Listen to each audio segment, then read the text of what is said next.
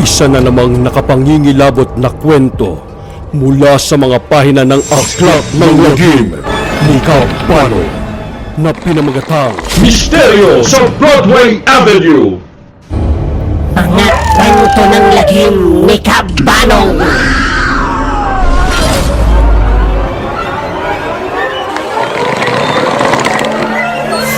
Pinagpalang araw sa inyong lahat. Ang kwento natin ngayong araw na ito ay tungkol sa sarili kong karanasan nung ako ay nagdadub pa sa mga pelikula. Nangyari ito noong taong 1991. Nasa Sampaloc pa kami nakatira noon. Nangupahan kami malapit sa bahay ng supervisor namin sa dubbing. Siya ang tinatawagan ng mga production or producers para ipadub yung mga pelikula nila. Halos nasa kabilang kalsada lang kami. Kaya madali akong nasasabihan kung may bigla ang dubbing schedule. Ang madalas na dinadub namin noon ay mga boses ng mga artista na naiiwan nilang mga linya na hindi na nila mabalikan dahil sa may iba na silang ginagawang project. Yung iba naman ay hindi na talaga makapag-dub yung mga artista. Kaya sa amin na ito pinagagawa. At mas madalas na ipadub ay yung mga extra or mga beat roller na maiiksi lang yung mga lines tulad ng mga doktor, mga ekstrang lalaki at babae at karamihan mga goons. Dinadub namin ang mga boses nila dahil noon ay may nakukuha ring ingay sa audio recording during shooting. Isa na doon ay yung tunog ng grind ng camera. Dahil nung panahong yon ay hindi pa uso ang digital camera. Puro denegatibo pa ang mga camera noon. O ito yung mga camera na ginagamitan ng film, kaya maingay ang tunog nito. Kaya naman, kailangang idub sa studio ang mga eksenang may mga linya para luminis ito at maalis yung ingay ng camera. Isang gabi, pagkatapos kumain ng hapunan, ay pinapuntahan ako ni tita sa assistant niya. Yun ang tawag namin sa supervisor namin sa dubbing, tita. Darating daw yung assistant director na nakakaalam ng mga lines na naiwan naming eksena sa nakaraang dubbing namin sa Regal Film Studio. Sa may Valencia Avenue, corner Ortigas Avenue, located noon ang studio at ang opisina ng Regal Films. Ito ay pagmamay-ari ni Mother Lily. May ginawa kaming pelikula na hindi namin natapos ang dubbing dahil sa sobrang ingay ng eksena. Hindi na namin naintindihan yung mga linya ng artista at ang assistant director lang ang nakakaalam at makakatulong sa amin para maintindihan at maidub yung mga linyang yon. Dumating kami sa studio ng Regal Films na mga alas 8 na ng gabi. May 3 studio ang Regal. Yung pinakamalaking studio nila ay ang Studio A, kung saan doon ginagawa ang main mixing and preview ng mga pelikula. Pero minsan ay ginagamit rin ito para sa dubbing. Madalas ay ang Studio B ang ginagamit namin para sa dubbing. May tinatawag na individual dubbing para ito sa mga individual character na dubbing at meron ring crowd dubbing. Ito yung mga eksena sa palengke, malls o mga lugar na maraming tao. Dinadub rin namin yon. At ang panghuling studio ay ang Studio C. Ang Studio C ang pinaka-creepy na studio sa Regal dahil nasa likod na ito banda. Medyo tago ito na studio. Need mong dumaan sa likod para makapunta dito. Ang daraanan mo ay halos naging tambakan na rin ito ng mga lumang film at mga lumang kagamitan. Kaya sa mga dubber lang ito pinagagamit. Hindi pinadadub ang mga artista dito dahil nga sa hindi maayos na sitwasyon ng studio. Minsan nga ay may kakaiba rin kaming nararamdaman dito, pero hindi na lang namin ito pinapansin. Ang isa nga sa nakakatakot na nangyari sa amin dito ay nung nagdub kami ng isang eksena. Nung nagdub kami ng isang character, simple lang yung eksena. Pero pag playback namin ay may narinig kaming umiiyak o panaghoy ng isang babae. Kasabay ito dun sa naidub na linya. Samantalang tahimik lang naman kami during dubbing at wala namang naiyak sa amin. Nakuha ng mic yung panaghoy o iyak ng isang babae na hindi namin alam kung saan nanggaling. Nakakapanayo talaga ng balahibo yung pangyayaring yon. Kaya tuwing nagdadub kami sa Studio C ay hindi talaga kami mapakali. At noon nga ay hinihintay namin ang assistant director dun sa Studio C. Mag-aalas 12 na ay hindi pa rin siya dumarating. Pilit namin pinakikinggan yung guide sound ng eksenang idadub namin pero hindi talaga namin maintindihan. Kaya minabuti naming hintayin na lang talaga yung assistant director. At dumating ang assistant director ng pasado 12:00 na ng gabi. Putlang-putla siya at dito niya ikinuwento sa amin yung sinasabing misteryo sa Broadway Avenue.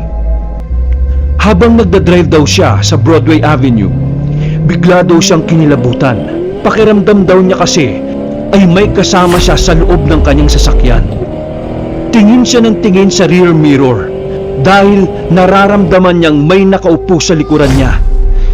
Binilisan niya ang pagmamaneho. Sa tuli ng pagpapatakbo niya, halos umabot na ito ng 120 sa bilis.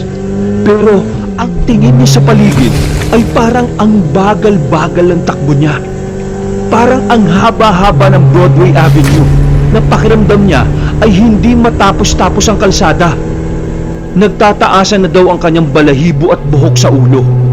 Parang may mga kamay na humahaplos sa kanyang buhok. Ang lakas ng tibok ng kanyang puso. Natatakot siya na baka may biglang may magpakita na sa kanya. Tanging tunog na lang ng harurot ng kanyang sasakyan ang maririnig sa kahabaan ng Broadway Avenue. Hanggang sa nakita niya ang Mount Carmel Shrine. Mabuti na lang at nakabukas ang gate ng simbahan. Dali-dali niyang kinabig ang kanyang sasakyan papasok sa loob ng nakabukas na gate ng simbahan.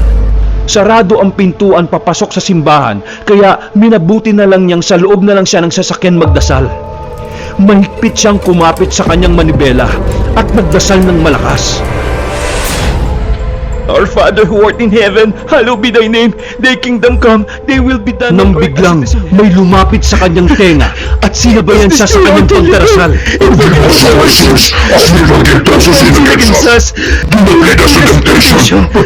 Deliver us from evil. Amen. At nung mabigkas niya ang mga huling katagang yun, ay biglang tumahimik ang paligid. Ngunit hindi siya makapaniwala sa nangyari. Akalain mong sinabayan pa siya sa kanyang pagdarasal. Parang ipinapakita pa sa kanya, magdarasal ka pa ha? Gusto mo sabayan pa kita? Na para daw ipinakita sa kanya na kahit magdasal pa siya at kahit nasa simbahan pa siya, ay hindi matatakot ang masamang nilalang na nakasakay sa kotse niya. Pero hindi siya nawala ng pag-asa. Nanampalataya pa rin siya na ganun pa man ang nangyari ay hindi siya pababayaan ng Diyos. Kaya nang mabigkas niya ang mga huling kataga ng dasal na may pananampalataya, do not lead us to temptation, but deliver us from evil. Amen. Ay biglang humupa ang lahat. Pakiramdam niya ay nawala ang masamang nilalang na nakasakay kanina sa kanyang sasakyan. Matapos ang pangyayaring yon, ay agad na siyang dumiretso sa Regal Film Studio at doon niya kinuwento yung nakapangingilabot na pangyayari sa kanya. Nakiusap na lang yung assistant director na kung maaari ay ipakap na lang muna namin yung dubbing namin at i-reschedule na lang muna ito dahil wala na talaga siya sa wisyo dahil sa nangyari sa kanya. Kaya agad na rin kaming nag-uwian ng gabing yon na nangingilabot dun sa nangyari. Mga kasangga, marami na talagang hindi maipaliwanag na pangyayari na nagaganap sa ating kapaligiran. Mapamaligno, kaluluwa, aswang o masamang elemento man ito o isang demonyo. Pero isa lang ang masasabi ko, wag na wag tayong mawawalan ng pananampalataya sa Diyos na makapangyarihan sa lahat. Dahil ang sabi nga sa Biblia, sa Deuteronomy 31:6, magpakatatag kayo at lakasan nyo ang inyong loob. Huwag kayong matakot sa kanila sapagkat sasamahan kayo ni Yahweh na inyong Diyos. Hindi niya kayo iiwan ni pababayaan man. Kung nagustuhan nyo ang ating kwento ngayong araw na ito, ay huwag kalimutang pindutin ang like button at i-share natin ang video ito. At shoutout muna tayo sa mga bagong subscribers, mga nag-comment at yung mga kasama natin nung nakaraang premiere night. O shoutout ko kayo ha. Shoutout dun sa unang-unang nag-comment sa live chat natin dun sa third eye ng isang musmos. Si JR Felin, Yan, siya yung unang-una doon sa live chat. At syempre, sumunod si Sid Vicious at si Kuya Mac. Si Kuya Mac tumawag pa sa akin yan kung bakit daw wala pa yung premiere. Eh sabi ko, alas 7 pa. Excited daw kasi nag-aabang yung buong pamilya niya. And syempre si Vincent C. Sabi niya, kambal. Siguro napapanood niya yung imbitasyon ni Nunong Imaw kasi may trailer nga tayo before the premiere. Kaya sabi niya, kambal kasi kakambal daw niya si Imaw. At syempre pa si Miss Looney. Ayan, si Ominous Cookie. Ang kanyang pagbabalik. Kasi nga may pumano nga na mahal niya sa buhay. Kaya Miss Looney, nakikiramay po muli kami. At syempre pa kay Leonardo Manalo. Yan po, galing po yan sa group chat ng Kwentong Takip Silim. Yan, syempre kay Mine Ramos. Hello, shoutout din po sa iyo. Kay Cindy Sembrano. Nako, itong si Miss Cindy Sembrano, galing pa yan sa premiere doon ni Paring Ingkong. Oh, tapos yun, in-invite namin siya na sumunod dito sa premiere natin, yung ating Third Eye ng Musmos. At syempre, shoutout rin kay Paring Ingkong. Ayan, oh, shoutout ko na rin yan. Ayan, si Paring Ingkong, yan yung kasama ko pa talaga sa dubbing noon. Grabe, napakatagal na namin magkasama yan. Oh. Salamat, Paring Ingkong, sa suporta. At syempre, lumagari rin siya. Sinamahan niya tayo sa premiere niya after nung kanyang premiere. And syempre, shout out. Ayan, shout out rin kay best friend Bunganga ng Lagim, also known as Tatay Bernie, sa nakararami dito sa horror community. O, isipin mo, biglang dumami yung anak niya, di ba? At kay Pauline Musura, yan, shoutout sa iyo. Isang magaling na writer rin yan, no? And kay Sai Bugayong, yan, shoutout sa iyo. Kay Main Black Rose, nako, ito yung isa sa mga suki natin yan na kada premiere ko, nandiyan siya. Yan, talagang super support yan ever since. At syempre pa, ang sumuporta sa akin mula nung nagsisimula pa lang ako. Nako, grabe ito, no? Si Miss Shyla Hart. Dahil, talaga, mula nung ako'y nagsisimula pa, iilan pa lang yung subscriber ko, naririto na yan, tumutulong yan sa atin, no? Nakikipagkulab yan. Ko, maraming salamat po sa iyo sa walang sawang pagsuporta. Yan kay Antingera. Yan, subscribe din kayo sa kanyang channel. And syempre kay Miss Shasha Sudario. Nako, ito yung kauna-unahang member ko at pumindot ng join button at naging kasangga ni Kabanong. Nako, yan. Maraming salamat po, Shasha Sudario. And syempre, salamat rin sa isa sa mga kasangga na community member na si Ma'am Milagrosa Luke na walang sawang nagbibigay ng supers o pakulay kada premiere ko. Nako, grabe talaga. Thank you, Ma'am. No? And take note, 2 beses pa siyang nagpakulay nung last premiere natin. Ako, maraming salamat po talaga sa inyo, Miss Milagrosa Luke. And syempre, God bless you more and more. Ayan. And syempre pa, salamat rin sa napakaganda at napaka-talented kong anak na kasangga ni Kabanong community member rin.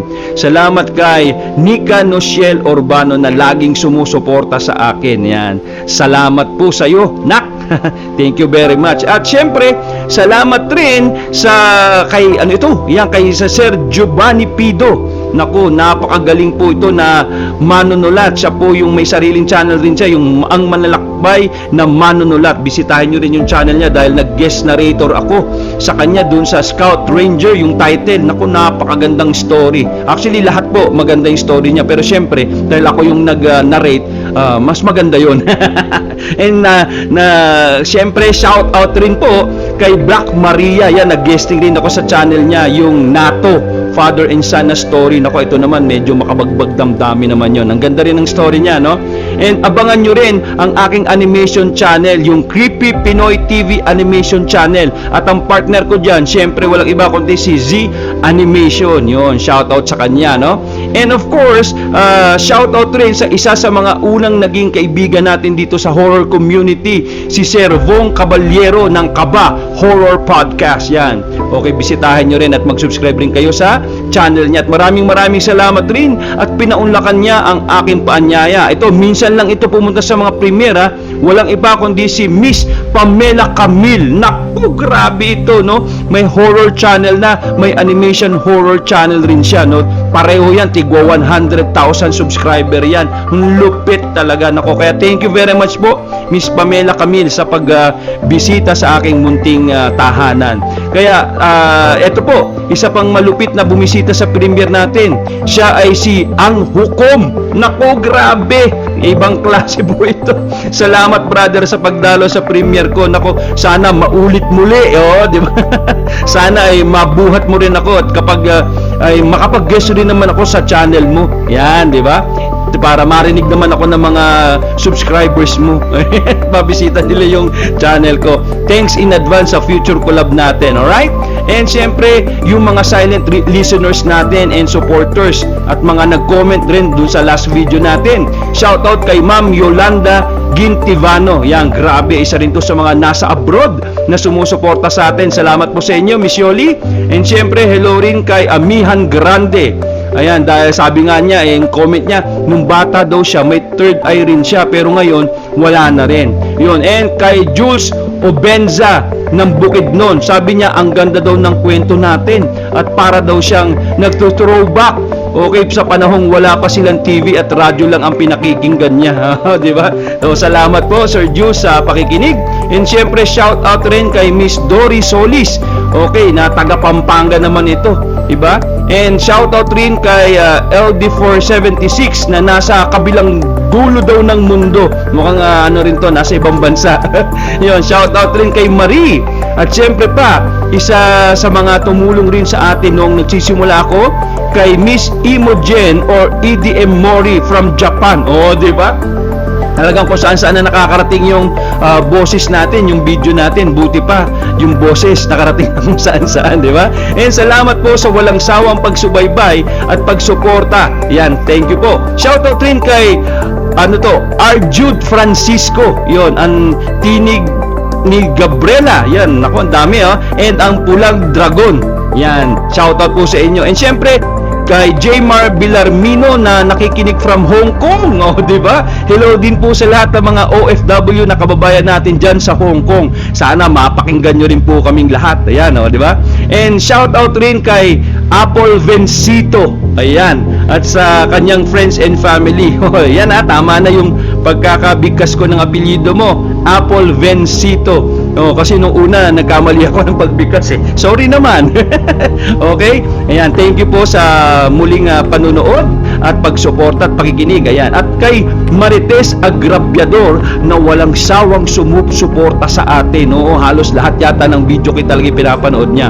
And syempre, shout out rin kay Oscar Mineses na galing sa channel ni Ang Manlakbay na Manunulat. From there, siguro narinig nga niya yung Scout Ranger na narration ko. Ayan, kaya bumisita siya dito. Thank you po, Sir Oscar. Salamat sa pagsuporta. And shoutout rin kay Sir June Andre Nagar. Ayan. Kay Takoyami Food Kiosk. Ito ang isa sa pinakamasarap na takoyaki na natikman ko. Yan, Takoyami Food Kiosk. Di ba? At shoutout rin kay Ma'am Tess Watanabe. Hello po. Yan, nasa abroad rin tong si Ma'am Tess Watanabe ngayon. And kay Pam and Kane's Vlog. Ayan, nagtataka sila bakit iba na daw yung pangalan ng channel ko. Well, Miss Pam and Kane, medyo very supportive kasi yung mga viewers dito sa horror community. Kaya nagpalit na po ako ng content at ginawa ko ng horror channel ito. Pero salamat pa rin po at nadalo po uli kayo dito sa aking channel. Yan So thank you very much. At syempre, kay Franz Mine Aurelianes Ramos. Nako, ilang account meron nito?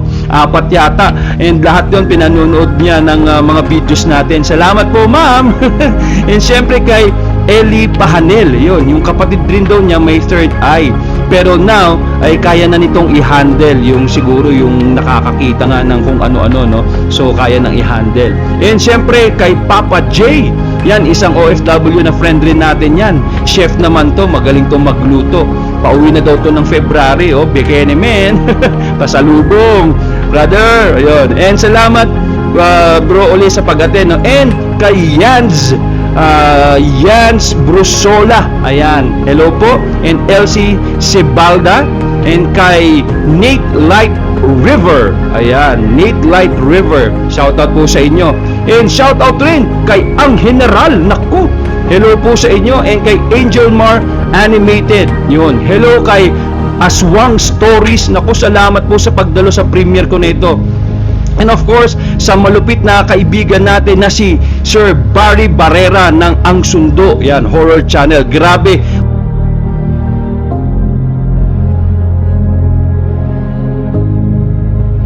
Pag napanood niyo yung animation na ginagawa niya, pang-international ang quality. At abangan nyo ang pag-guest ko rin dyan sa kanila. Shout out po sir ha. Sir Barry, sana nga po, bakit men. Naghihintay lang po, I'm just a PM away. And syempre, shout out ko rin po si Sir Chris Gamboa ng mga kwentong takip silim. Yan po. Grabe po, salamat sir, at nag-guest nyo rin po ako sa inyo. Dahil sa inyo ay dumami talaga yung mga subscribers ko. Ayan, salamat po dun sa pagtulong nyo sa akin. Alam nyo yung puntahan nyo po yung kwentong takip silim. Yan, yung mga hindi pa nakakapag-subscribe, subscribe kayo dyan. Maririnig nyo dun yung ginawa ko, yung Ang Kaluluwa. Ako rin yung nag-script nun at ako yung nag-narrate. Yun, dahil dun, ang dami pong nadagdag na mga subscribers po. Nako, thank you very much po. And syempre, nandito lang ako whenever you need me, Sir Chris. And again, maraming salamat sa mga nag-join sa kasangga ni Kabanong community member na sina Nika Nochel Urbano, kay Miss Shasha Sudario at kay Miss Milagrosa Luke. Ayun, halos mag-4 months na silang nagre-renew as member. Kung maraming salamat po uli. At kaya po yung mga iba dyan, bikini men, murang-mura lang yung aking membership. Mag-join naman kayo dyan. Okay? Asahan ko po kayo, no? And salamat muli sa mga umattend ng premiere na ito ng Ang Misteryo sa Broadway Avenue. Sana nagustuhan nyo rin po itong kwento natin ngayon. And don't forget to like and share. At syempre, mag-subscribe na rin po yung mga bagong bisita natin. At mag-comment na rin kayo uli dun sa comment box para maisama ko uli kayo sa susunod na shoutout natin. Alright? Okay, grabe. Mas mahaba pa yata itong shoutout ko kaysa dun sa story natin. So, hanggang sa muling pagsasalaysay, dito pa rin sa Aklat ng Lagim ni Kabanong.